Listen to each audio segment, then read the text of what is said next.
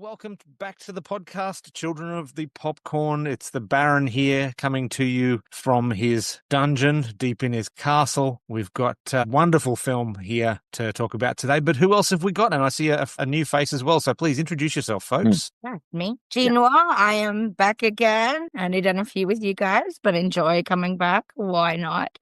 Love me some horror.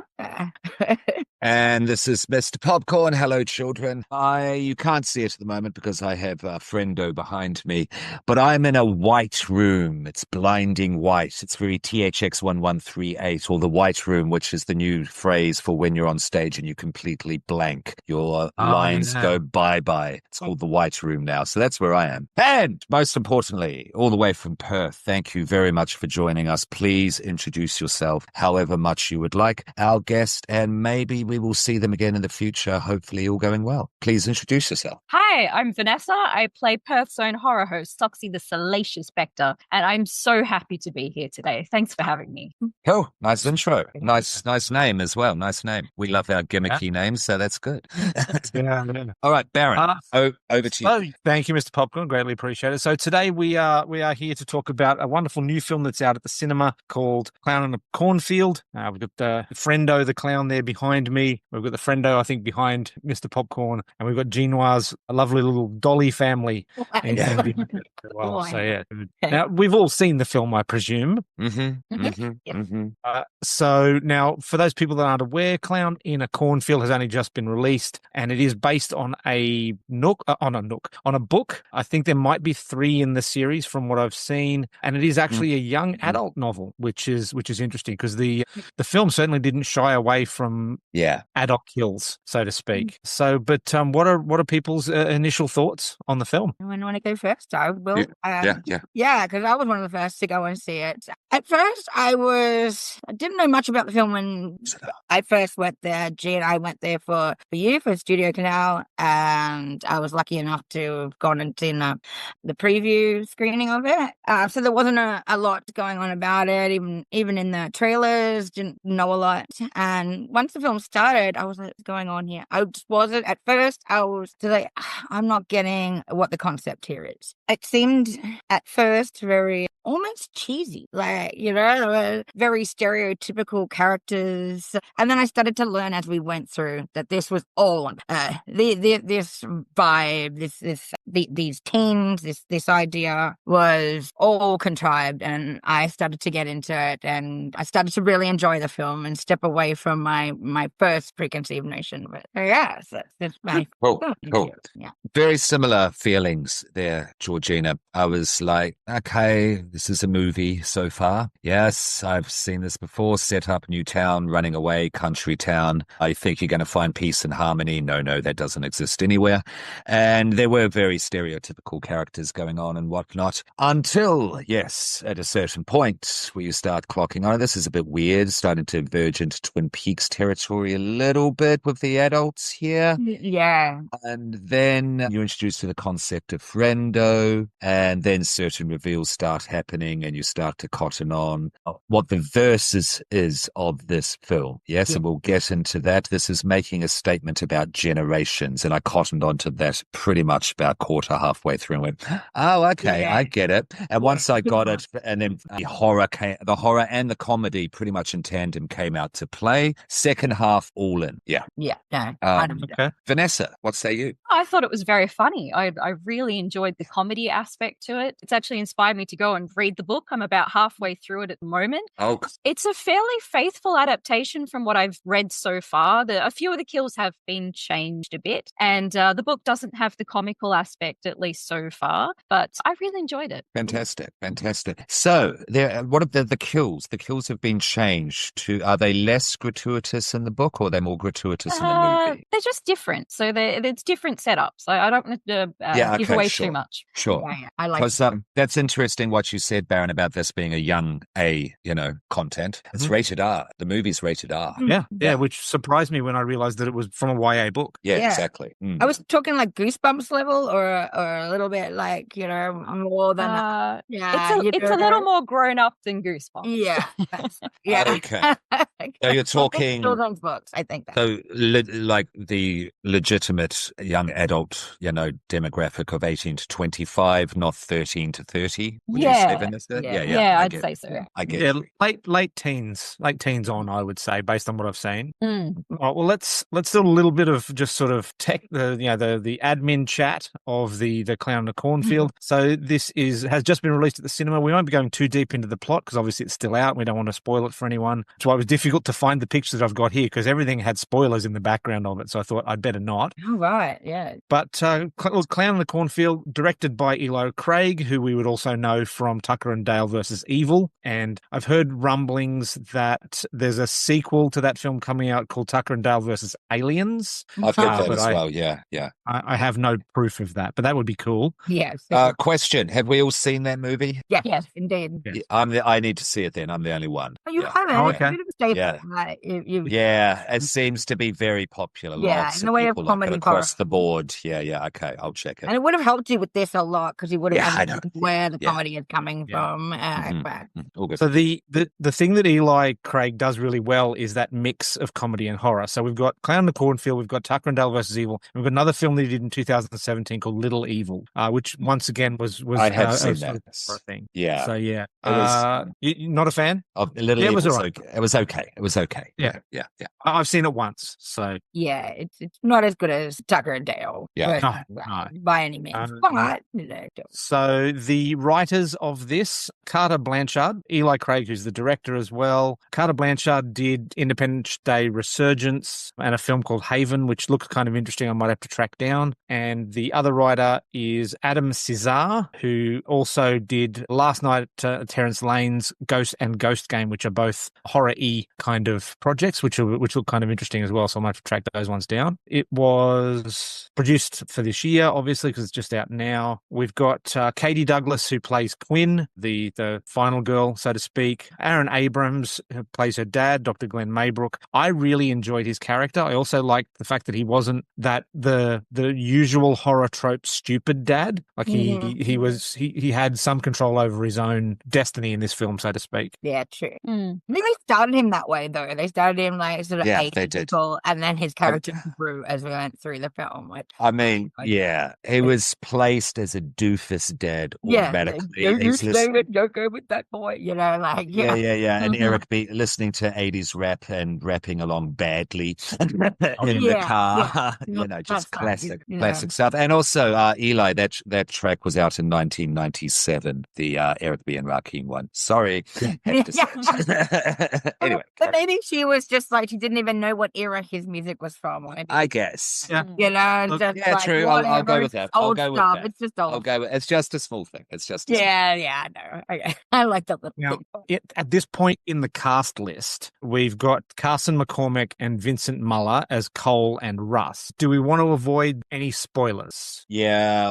I think so. Yeah, I think so. Okay. For that one. Yeah. Sure, yeah. In a- I really liked Cole. I really liked Rust. Rust was more sort of a co-starring or featured extra because he's only in the film for like a bit of it, whereas Cole and Quinn are in it a lot more. Kevin Durand I really liked as Arthur Hill.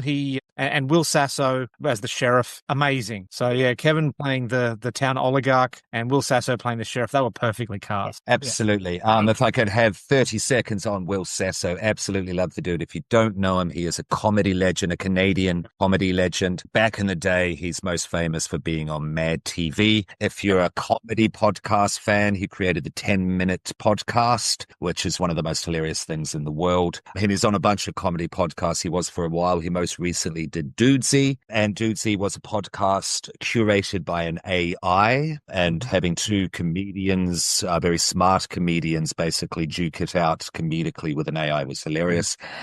He's funny anyway. Just getting on. Yeah.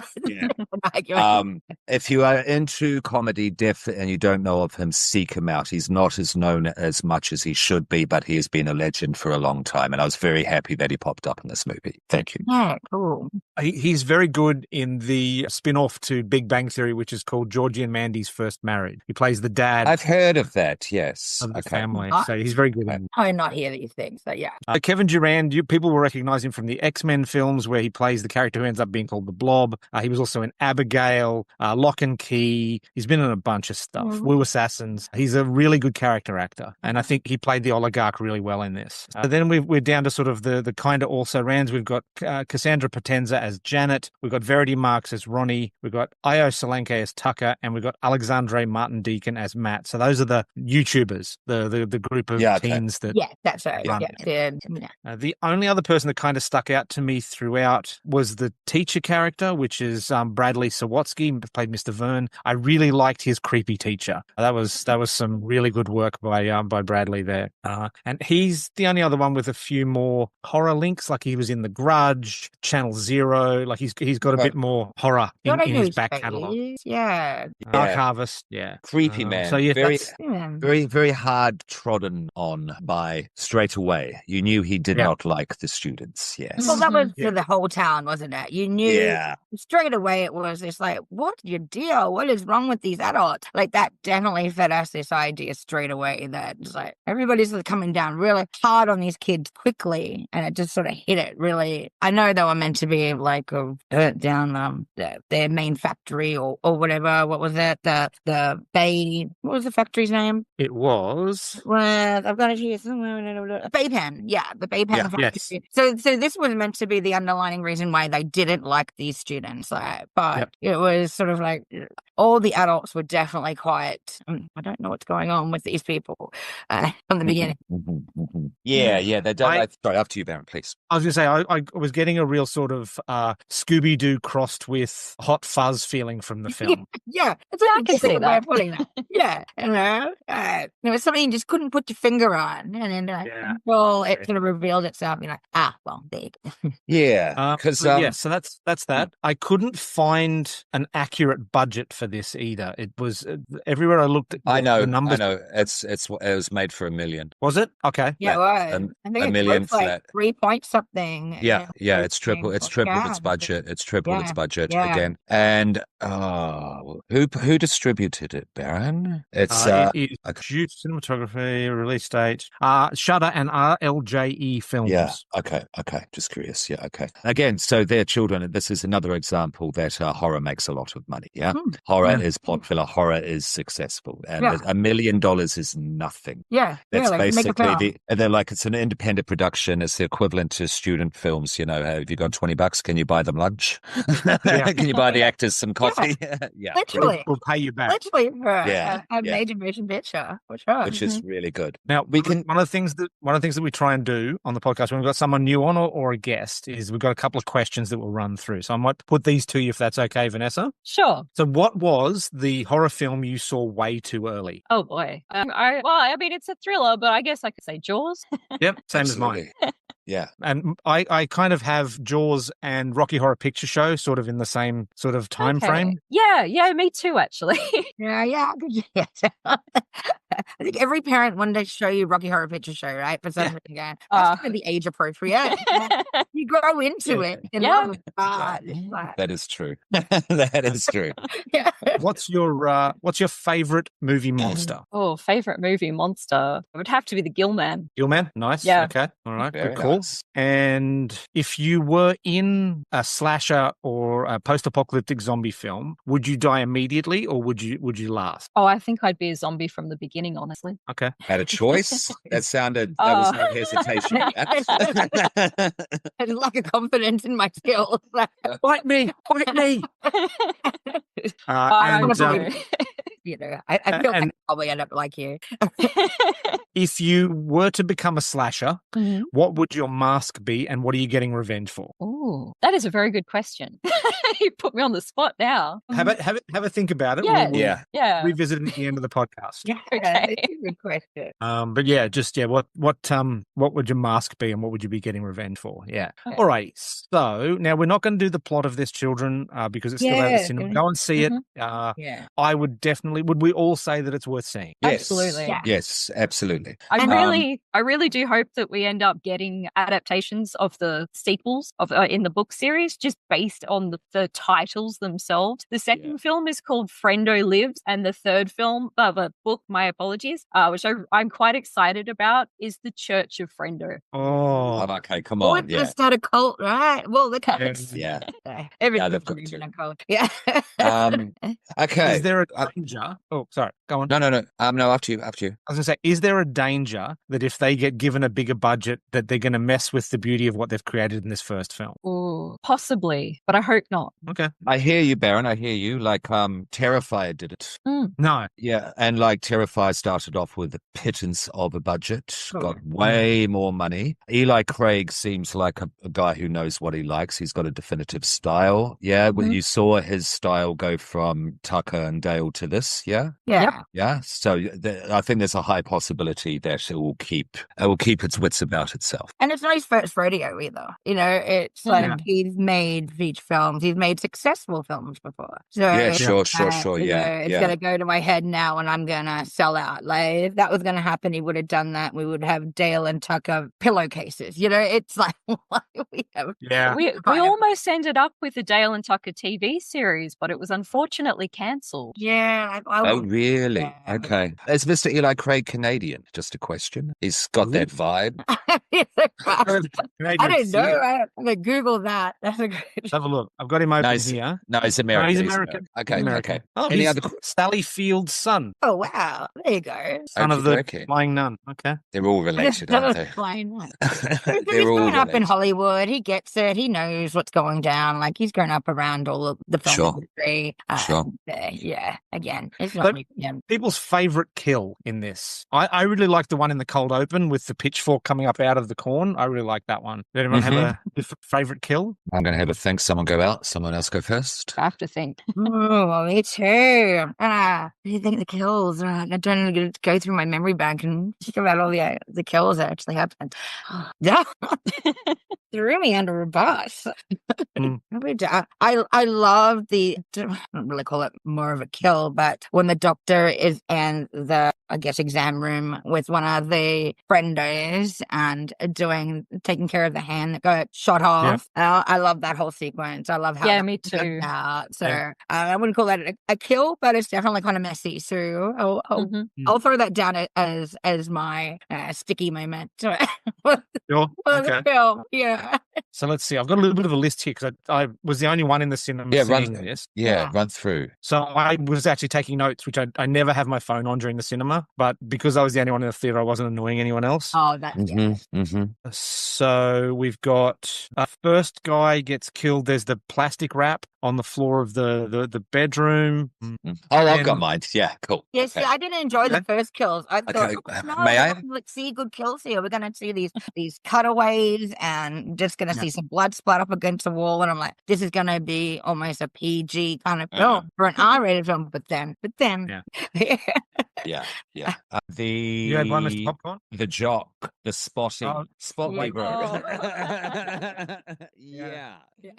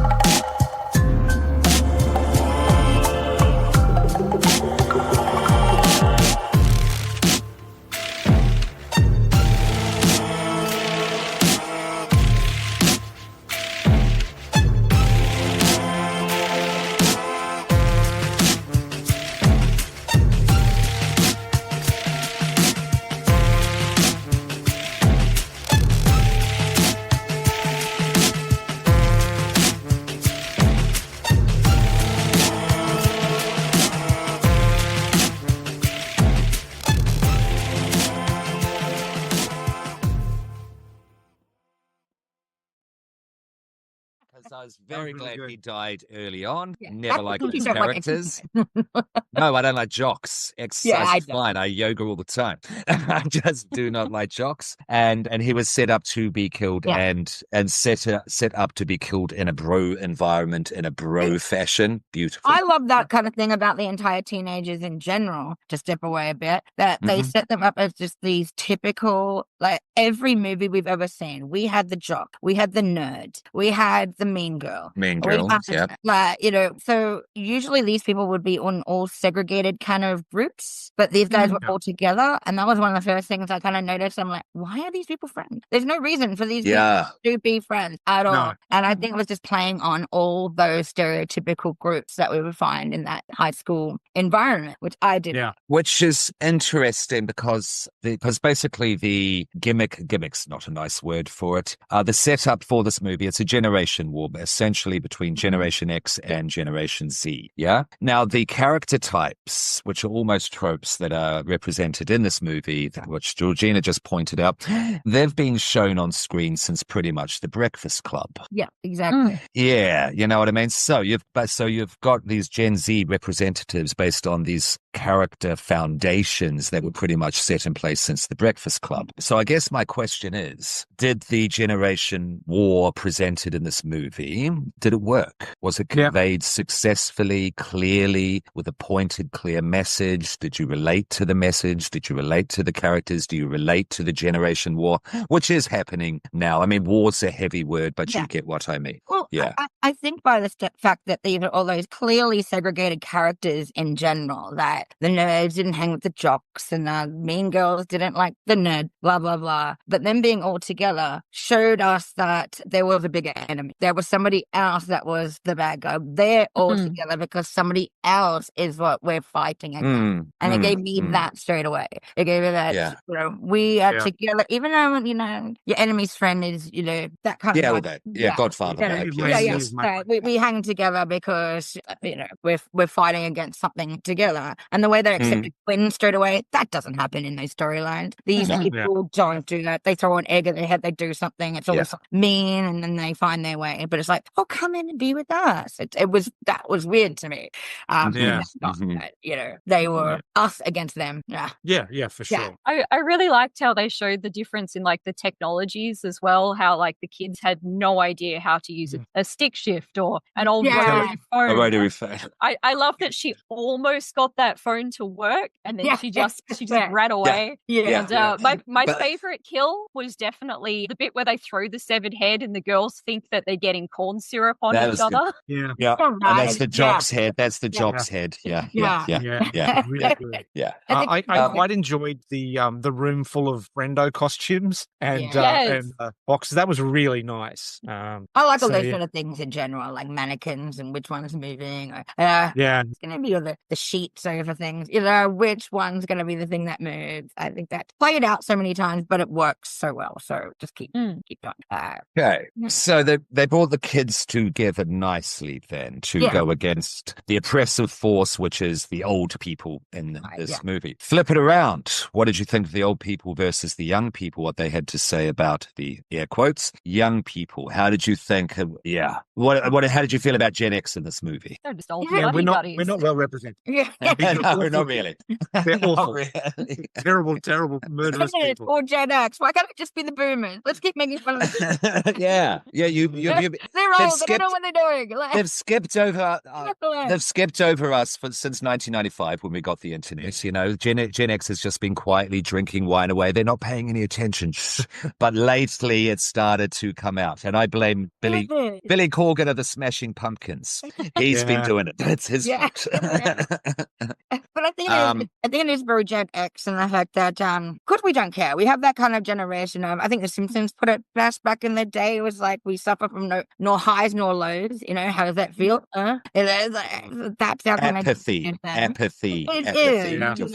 And I don't think that, you know, that they want things just to be how they were. That's it. We don't care about change. We don't want to do. We like it the way it is, just leave it alone, kids. Don't come in with all that stuff. Don't do all those things. Don't bring your technology. Don't bring your vapes, which I found was a big part of it. Vaping. I am like, why are they vaping so much, these kids? Then I realized it's just meant to be a generational thing. And I put it, and even that frustrated me. I'm like, put the vape away.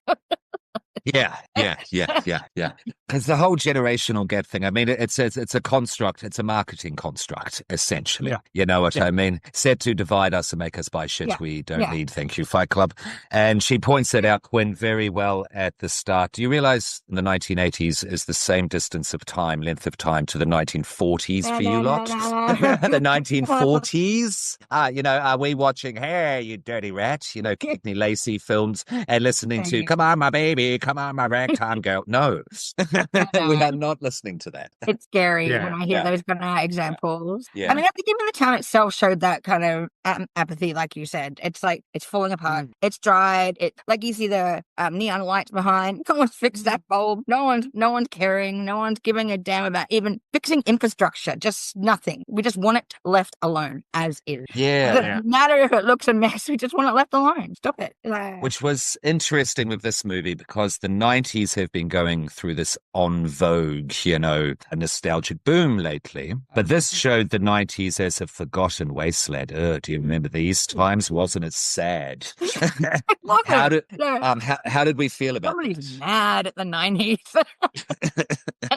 I think it's just trying to say you're stuck in time. I think it's like all things, like when we do go on about boomers and they're stuck in their way, I think it's just saying you're stuck in your way. And I think it was just more visual representation of that because no one's going to want to live that way. But it was just kind of visual representation of stuck in time. Maybe that is the point, the message of this movie is don't get stuck in your ways, don't get stuck in time. Yeah.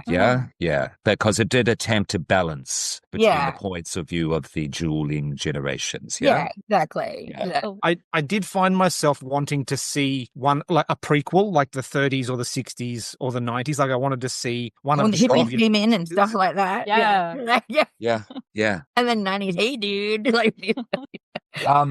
Vanessa, I won't ask your age. I'm not that rude. Generation wise, where do you place yourself? I believe I'm Gen Y. Gen Y. Yeah. We're all X's. Yeah. What we've just discussed, what was your perception of it, please? Oh, well, I guess it's with a generational thing. It's just a never ending cycle. Because, I mean, if you look back at history, you see there's newspaper articles, for instance, that say that the young people are terrible. They're reading these books and it's going to ruin society. And then, that's just ridiculous these days. But then you think it's the same thing, really. It's just, it's forever. The greasers on their motorbikes coming through town. Oh, yes. Kill your babies, as they sleep. It's gone on. You're right. Well, I mean, it goes back to even like ancient Greek times. Like they were always talking, like every generation has had a problem with the one before and the one before that. Yeah.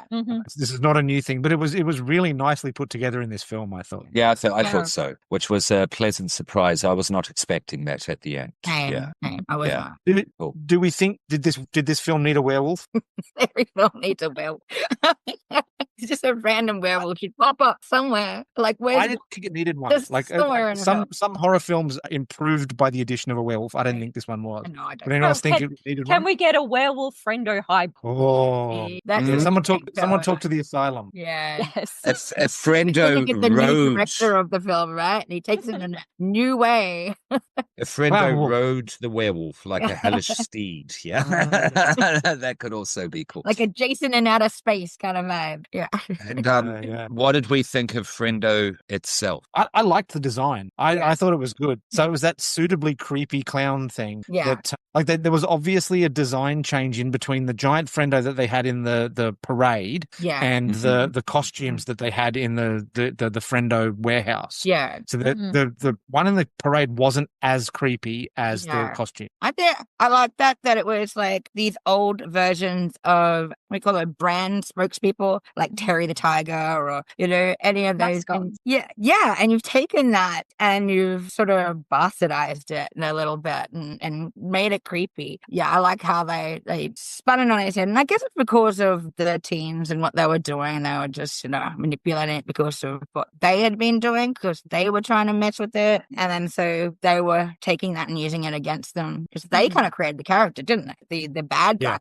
They were just using that same character they developed against her. And would be remiss if I did not say, of course, there is influence from the original Ronald McDonald from the 1970s. Just look at that image. You'd trust your child with that clown, wouldn't you? Yeah, definitely. He is. Look, I remember lining up to meet Ronald McDonald in the mid to late 70s in Toowoomba when they opened the first McDonald's in Toowoomba, and the car park was jammed full of people. Like he was there all day, and the line was hours long to meet Ronald McDonald. Yeah, I've met one in my time, in my childhood. I think of all clowns that I've met as characters in the years, which I still remember from that, is that hot, sweaty human underneath these costumes. Oh, When you put your arm around them and you feel these like weird hot flesh bags, that's the creepiest part to me about these clowns in general.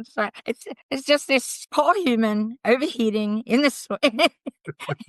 Yeah, it would turn you homicidal. It would turn you homicidal. It really Absolutely. would. Like Yeah. clowns kill.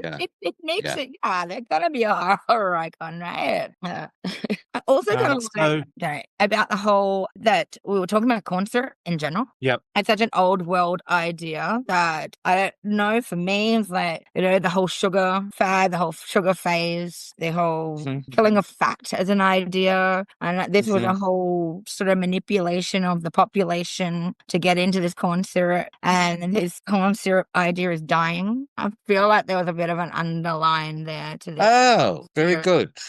Yeah, not bad, because they've got that, hey, sounds like this, you can't eat fatty foods. Yeah. And Donald Trump's administration trying to make America healthy. Yeah, good luck. Yeah.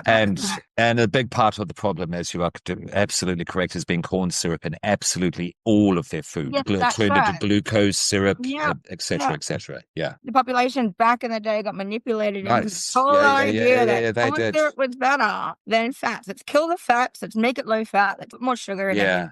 And sell the sugar industry so we can sell more sugar cane, basically. Yeah, 100%. All it was about. So, you know. Did you guys have the food pyramids back in the day here? Yep. Yeah, which basically had all the yummy, delicious, unhealthy stuff up the... did it have all that stuff up the top? Yeah, Yeah, and so the it's the tiny smallest little part. peak of the pyramid. That's right. Yeah, It's a tiny box, and then you go back down to all the fruit and veg. Yeah, it was basically reversed to what it should be. Yes. Yeah. So we've grown up with that all around the world. Yeah. That's dear. Yeah. Good, nicely done. So, do we want to do a rating on this? Mhm. I'll go first. Because I'm thinking. I give this a solid 4 out of 5. So this is Delicious. delicious. Yes, delicious popcorn. So 4 out of 5 is delicious. I really enjoyed it. I will go back and see it again when it comes on streaming. I'll probably watch it at home as well. I really thought it was great. Looking forward to whatever comes out after it. Yeah. Yeah, I give it a 4 out of 5 as well. Okay, so going for delicious. I'll explain the rating system another time. Yeah, by 4 out of 5. Fantastic. I will give it a 3.5. Very much enjoyed it, and because I enjoyed the second half way more than the first. Now that I've got the idea of the sequels, I'm sure will land with me more successfully. Yeah. But this is it was very satisfying, and I was just expecting to go and, that was a slasher. Cool. Yeah. It was more Didn't than what I realize to be expected. some depth about it, having a conversation. Yeah, precisely. And with Will Sasso, extra bonus. Yeah. I'm with Eugene. I'm the same. I'm 3.5. I was from the beginning. I'm trying to be kind of sacred with my rating because I can't throw everything over in the fours. But there's a lot I liked about it. But in between, satisfying and delicious, that's where I sit with this film for sure. All right. So we've sat at about 3.75 between the four of us. Yeah. Out of 5, which is halfway, three quarters of the way from satisfying to delicious. Yeah. So definitely go see it, children. Yeah. Definitely want to see it. I was having a conversation with the Pirate Queen after I'd been to see this, because I got that very strong feeling throughout this of the Scooby-Doo of the whole thing. And it occurred to me that we've maybe got the slasher genre only because of Scooby-Doo. True. Oh. Kind of taking mystery films and turning them into a little bit more of a, like you said. Yeah, you but know, it's a guy in a mask Yeah. who's pretending to be something else. Yeah. Ah. And who is it? Who is the guy? Yeah, and it's always those pesky kids. The pesky Yeah. kids take the mask off at the end. Yeah. That's That's fascinating. insightful, I've though. never thought of that. I've thought of things like Jaws being a foundation for slasher, the way the music's used, build up Oh, to, yeah. the reveals, etc., etc. But Yours for the is setup, totally a slasher. Terminator, there's another one, the first one. Yep. That's a Predator. slasher. That's not called a slasher. Yeah, yeah. But yeah, Scooby-Doo. Nice. And they've done straight horror films as well. It makes 100%. Yeah, nicely done. Yeah, Wow, yeah. cool. The things you learn, eh? Yeah. You think, Alright, so- like, who did it kind of thing? Is it him? Is it me? Yeah. Is it like, like, Is it Old Man Withers Yeah. who's trying to burn down It's Old Man Withers every time. the abandoned amusement park for the insurance money? He just always wants the insurance money. See, this is why we were a jaded generation. This is why X has problems trusting, is because he was always trying to get insurance money. Someone's always burning down the abandoned amusement park. Yeah. So, Vanessa, have you considered what you want your mask to be and what you'd be getting revenge for? Ooh. I honestly think I'd have a forever changing mask. It would depend on who I was after, and maybe I'd work out what their deepest fears were and play on that. But what I'm getting revenge on, I'm sure. Maybe it's that I know that they've done something horrible, and so I'm getting revenge on someone else's behalf. Vengeance. Yeah, okay. It's good. Good for her So type a of mask, thing. Yeah. a mask that changes, like a chameleon mask, and you're getting vengeance against evil people. Yeah. Oh, that's good. I like that. Yeah. I like That's that a good. lot. Yeah. I like that a lot. Cool. You kind of glamour so yourself look, to do with their worst fear or something. That brings us really close to the end of this. Last thoughts for Clown in a Cornfield. Last thoughts for Clown in a Cornfield. I love a lot of it. I mean, like I said, I love the branding kind of idea. I love that, if you took Terry the Tiger and made him a killer, that's fantastic too. No one's really done that. Not yet, anyway. Yeah. Oh yeah. Wait until the cereal boxes become Every cereal public box domain. Not an acid flashback. No. What have people been watching or experiencing other than Clown in a Cornfield recently that they can recommend? What do we got for recommendation? Yeah, I will start off if I may. The Last of Us, the new season 2. Now, again, this is like Until Dawn. This is one of if you've played the game, you're going to feel differently. I haven't played the game. I've just been watching the show. I really adored the first season. I thought it was really, really good. It's actually my favorite adaptation of a game to the screen so far. All that and the first Silent Hill neck and neck. The second one has definitely been interesting. It's different. I know it's very different to the game, I've been told, and it's different to the first season. It's a bit more, let's say, about love and less about the grim consequences of this new reality. And it's a bit about the power of love to get you through this new world, this new. Is it worth me swapping over and buying a streaming service or renting it for a certain amount of time, whatever you call it? Yes, it is. Yes, it is. Because the second season, however it turns out, is saved by episode 2. There is a battle scene in this episode which is up there in quality and impact and just overall scope. Yeah. I believe it was called the Battle of Windermere, the big battle of Game of Thrones in the last second to last season that we had all been waiting for. Yeah. But in The Last of Us, you can see what's happening. Yeah. You can actually see what's happening. This battle scene is extraordinary. Just watch the season so you get the context for this battle. Yeah. For real. Yeah. That's what I've been watching, and that's my recommendation. Yeah. Well, me, I binge watched the last season of Handmaid's Tale. Well, the last. Oh, okay. I haven't yet. Yeah, I haven't yet. Yeah. I mean, the documentary. I have to watch it because my partner I get so worked up that he can't be in the room. He just cannot be in there. He's just like, why are you so upset? Whatever. Watch the show, Zan. Yeah. Watch the show. I have to do that alone.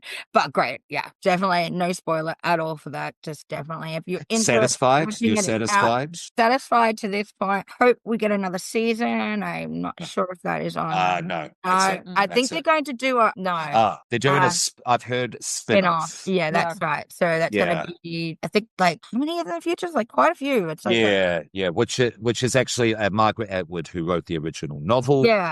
Canadian. This is her book. The spin-off is from her actual writings. Yes, yeah. When you see this and where we're at here, having the spin-off would be much better, because to go through all that, it's like to get to where we're at after this point will be a much better way to go. And with what's happening politically in the world, it's vital to be made, in my opinion. Absolutely vital. Yeah, 100%. It's an impactful series in general. I can't express that more. Any of it. Put in agreement. Put in agreement. From episode 1, I was like, holy shit. Yeah. and never think that, this is basically just fantasy. There's so much. That's what's scary about it, I think. There's so much fact in the fantasy of this. Roe v. versus Wade isn't going back anytime soon. That's right. Nothing is, only going deeper down to that dark hole. We're not going up in a hurry without, as you call, revolution. Yeah, he's making buddies with Saudi Arabia as we speak. Yeah. Anyway, I'll stop. That's okay. What have you been watching recently that you can recommend? Oh, well, I actually went and saw The Surfer recently. Nick Cage's Australian movie. Yes. Yeah, cool. So it was actually filmed here in Western Australia. I quite enjoyed it. There's a bit of cage rage going on. If you really enjoy that, you're gonna like this. It's quite a few stereotypical characters here and there, but it's just a bit of fun. Just go in with no expectations and just go with it. Yeah, no, we should cover that. Cage in Australia, surfing, absolutely. For sure. Yeah. Ticks a lot of boxes. Yeah. Now I went to see the Thunderbolts, the new Avengers. There's a really nice dark villain in that called the Void. Part of the Sentry. It's a lot of it is about personal darkness. That's so I've listened to. I listened to a review and they went to some grim arts YouTube delete yourself places. Yeah. In this movie, like for real. Yeah, like I was listening to some of the lines were like some of the lines, because I listened to our shout out frames per second. They covered it, and I just wanted to get the general gist of what's going on. And some of the lines they were describing in this movie. You mentioned anything. You mentioned this once. He's a hat person. Well, the mask. It was like some of the lines were like about deleting yourself. Some of them, it was so goddamn poetic. Deleting. Baron. There was actual, and I'm saying these lines as he's wearing this hat. It's hard to be poignant. Well, I haven't said. Baron, carry on. Carry on. It's great. I really enjoyed it. I thought it was great. I'm a big fan of the Red Guardian, obviously, as you can tell. David Harbour's very good. I've heard that the next season of Stranger Things, which is the link back to David Harbour, is supposed to be really good. Okay. Seriously. Well, I hear that it's going to be like 8 movie-length episodes. Jesus Christ. They're going to be 30 years old. I know. We'll get that film, that series, 2058. Yeah. I'm looking forward to it, though. I mean, it hasn't been perfect the whole way through Stranger Things by any means. It's had its issues, but when it hits, it really still does hit. It really still hits. So I'm looking forward to it. Yeah. So then plugs. What have people got to plug? Vanessa, I reckon you're the guest. Please, what's happening in Perth? Oh, gosh. I think there's usually a lot of things happening in Perth. I'm not prepared for this. At the moment, I'm actually working on an anthology film for it's called Amityverse Endgame. I'm about to be filming a segment for it called Amityville Down Under. So I like that title. Check it out. Yeah, I love that title. That's cool. Absolutely. And if you want us to link, send us whatever, and we shall do so. Sure. Yeah, absolutely. Did you like the subtle nod to the Amityville house in Clown in a Cornfield? Yes. With the house. Yeah. Yeah, it was very good. Yeah. Baron, what's going on in improv land? So, well, look, I will always plug Improv Queensland, teaching at the moment, the beginners course. I will always plug Act React. We will have something coming up later in the year, probably Speed the Movie, the Play, the 10th anniversary show here in Queensland. That'll be fun. I will always plug IFWG Publishing, who have recently published my short story Into the Cthulhu Universe book, which is lots of fun. And I'll always plug Supernova, because they give me a spot to do MCing here in Queensland, and always very, very thankful for that. I get to do that sort of thing. So yeah, that's my big plugs. Yeah, great. Me? Yeah, please. My big next thing is going to be Solstice by Converge. It's going to be at Super Ordinary on the 21st of June. So that is the actual solstice. There's going to be art shows, vendors, performances, likely naked people. Well, it's the solstice. Gotta get Of course, things of on the course. solstice. Come on. It's just how it goes with us witches. Theaters, all sorts of stuff. Great, big event. Fantastic. Cool. Yeah, so Super Ordinary, that's the venue. Also, Evil Corp, of course. Always working at Evil Corp. I love being there as a haunt actor. And me, I forget to plug myself. Haunted Please. Creation. Yes. Haunted Heart Creation. So yeah, me and my crazy, creepy friend. Family? I don't know, I take him in the way. And is Instagram the best platform? Instagram's the Haunted best Heart? platform for, my Haunted Heart Creation. But yeah. And finally, you did Evil Corp, so I'll do Escape Manor, best escape room in Brisbane on Edward Street. Come play Cabin 13 and ask for me if you want to be scared properly. And also Ipswich Little Theatre, my new theatrical home. I'm performing a murder mystery at the moment called A Perfect Murder. My character's name is Victor Smiley. If you want to slash a name, that's one. And it's a great murder mystery. If you know Leg of Lamb, Roald Dahl, where the wife kills her husband and cooks him as a leg of lamb and feeds it to the coppers. Very much in that tone. Very much in that tone. Messed up old British stuff, but it's really good. Yeah, cool. Yeah, imagine Inspector Morse, but as a horror, as a Like a proper British horror. Yeah. No, it's good. It's really good. Yeah, cool. And we're on to the end of May, so this will be out when it's still playing. It's still in season, so go get your tickets. Absolutely. Okay. Yeah, cool. Right. We'll go sign Okay, in. and Yeah, it's good. It's good. shall we do a sign out? I'll go Yes. last. Okay. Guess this- can sign out first. Yeah. Thank you so much for having me. It's been great and hope to see you next time. Absolutely. And this has been Mr. Popcorn, and killer clowns bring generations together from Pennywise to Friendo. So let's keep the tradition alive. Let's have more Friendo killer clown movies, please. Yeah. And Ginois? Thanks for having me again, ghouls and guys. Always enjoy it. Thank you very much. Not so creepy, but I'm creepy enough for you anyway. Of course you are. Go to bed, children. Go to bed. I love it when you're evil. This is me at my most evil. Do you even laugh?